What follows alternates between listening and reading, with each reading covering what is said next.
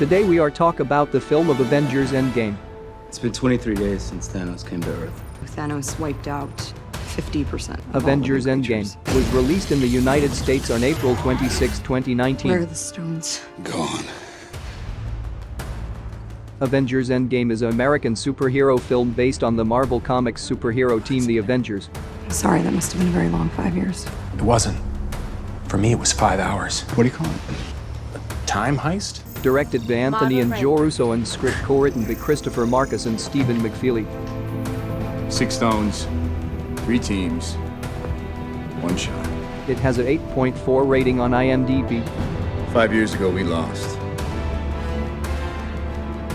Today, we have a chance to take it all back. The film grossed $2.798 billion Get them back. worldwide, becoming the 5th highest grossing film of all time worldwide.